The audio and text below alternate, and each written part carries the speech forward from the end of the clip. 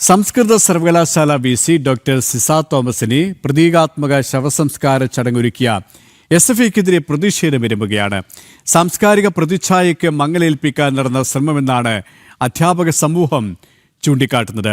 SFI കാടത്തത്തിനെതിരെ ജനകീയ ചെറുത്തുനിൽപ്പ് നടത്തുമെന്ന് ശ്രീ ശങ്കരാചാര്യ സംസ്കൃതം സർവകലാശാല സംരക്ഷണ സമിതി വ്യക്തമാക്കി.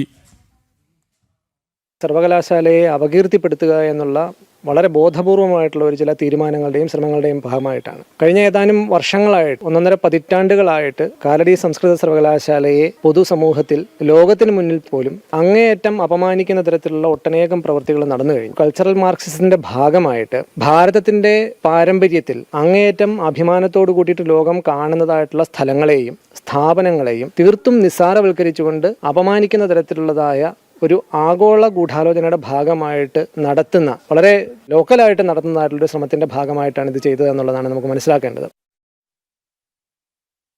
ഈ യൂണിവേഴ്സിറ്റിയെ കുറെ കാലങ്ങളായിട്ട് നശിപ്പിക്കാൻ വേണ്ടിയിട്ട് എസ്.എഫ്.ഐ പോലെയുള്ള വിദ്യാർത്ഥി സംഘടനകളും അതിന് കൂടെ ദേശവിരുദ്ധ ശക്തികൾ ഉൾപ്പെടെയുള്ള എല്ലാവരും കൂടി യോജിച്ച് ഈ യൂണിവേഴ്സിറ്റിയെ ഇല്ലാതാക്കാൻ വേണ്ടിയിട്ട് ശ്രമിക്കുകയാണ്. വൈസ് ചാൻസലറുടെ പ്രതികൽപമായിട്ടുള്ള ഒരു ശവസംസ്കാരം നടത്തുക എന്ന് പറഞ്ഞാൽ ഒരിക്കലും ചെയ്യാൻ പാടില്ലാത്തതാണ്. ഇത് ജനങ്ങളുടെ പേരിൽ ശക്തമായിട്ടുള്ള പ്രതിഷേധം ഭാവിയിൽ ഉണ്ടാവുമെന്ന് മാത്രം അറിയിച്ചുകൊള്ളുന്നു. വാർത്തയുടെ വിശദാംശങ്ങളുമായി മിഥുൻ അയ്യപ്പൻ ചേരുകയാണ്. മിഥുൻ, കഴിഞ്ഞ ദിവസമാണ് സർവകലാശാല ക്യാമ്പസിലേക്ക് സിസ തോമസിന്റെ ഒരു കോലം കൊണ്ടുവരികയും പ്രതീകാത്മകമായ ശവസംസ്കാര ചടങ്ങുകൾ നടത്തുകയും ചെയ്തൊരു വ്യാപകമായ പ്രതിഷേധം കഴിഞ്ഞ ദിവസം തന്നെ ഉയർന്നിരുന്നു. എന്നാൽ ഇതിനെ പല രീതിയിൽ ന്യായീകരിക്കുന്ന സമീപനമാണ് എസ്.എഫ്.ഐ നേതൃത്വം സ്വീകരിച്ചത്. ഇപ്പോൾ പ്രതിഷേധം വലിയ രീതിയിൽ മുന്നോട്ട് പോവുകയാണല്ലേ? തീർച്ചയായിട്ടും എസ്.എഫ്.ഐക്ക് യാതൊരു മാറ്റവുമില്ല. തങ്ങൾക്ക് അനുകൂലമായി നിൽക്കാത്ത അധ്യാപകരെ അവരെ ആക്ഷേപിക്കുക എന്നുള്ള നിലപാട് എസ്.എഫ്.ഐ തുറന്നുകൊണ്ടിരിക്കുന്നു എന്നുള്ളതാണ് ഇപ്പോൾ ഈ സംഭവത്തിൽ നിന്നും കൂടി കഴിഞ്ഞ ദിവസങ്ങളിൽ വ്യക്തമായത്. ഈ ഗുരുനിന്ദയുമായി എസ്.എഫ്.ഐ മുന്നോട്ട് പോവുക തന്നെയാണ് ചെയ്യുന്നത്. അതേസമയം തന്നെ ഇപ്പോഴത്തെ ഈ സംഭവം സിസ തോമസിന്റെ പ്രതീകാത്മക ശവസംസ്കാര ചടങ്ങ് നടത്തിയ സംഭവം വലിയ രീതിയിൽ സമൂഹത്തിൽ വലിയ രീതിയിലുള്ള അവമതിപ്പ് ഉണ്ടാക്കിയിട്ടുണ്ട് എസ്.എഫ്.ഐക്ക് എന്നുള്ളതാണ്. അതിനെ ന്യായീകരിക്കാനുണ്ടായ സാഹചര്യവും അത് തന്നെയാണ്.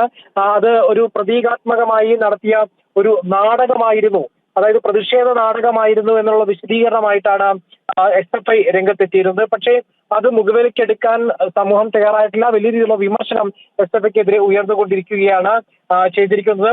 കേരളത്തിന്റെ ഈ സാംസ്കാരിക പ്രതിച്ഛായയ്ക്ക് മങ്ങലേൽപ്പിക്കുന്ന പ്രവൃത്തിയാണ് എസ്.എഫ്.ഐ നടത്തിയത് എന്നുള്ള പൊതുവിലയിരുത്തലാണ് ഇപ്പോൾ ഉയർന്നു വന്നിട്ടുള്ളത്.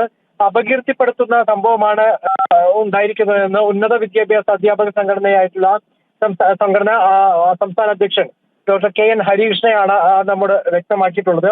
ഒപ്പം തന്നെ ഈ കാലടി സർവകലാശാല കേന്ദ്രീകരിച്ച് എസ്.എഫ്.ഐയും ചില രാജ്യദ്രോഹ ശക്തികളും നടത്തുന്ന ഒരു അരാജക പ്രവർത്തനങ്ങളുടെ തുടർച്ചയാണ് സിസ തോമസിനെതിരായ ഈ ആവാസ സമരം എന്ന വിമർശനവും വലിയ രീതിയിൽ ഉയരുന്നുണ്ട്. ഏതായാലും എസ്.എഫ്.ഐ ഈ വിഷയത്തിൽ ഒറ്റപ്പെട്ട് കഴിഞ്ഞു. വ്യാപകമായിട്ടുള്ള വിമർശനമാണ് എസ്.എഫ്.ഐ നേരിട്ടുകൊണ്ടിരിക്കുന്നത്.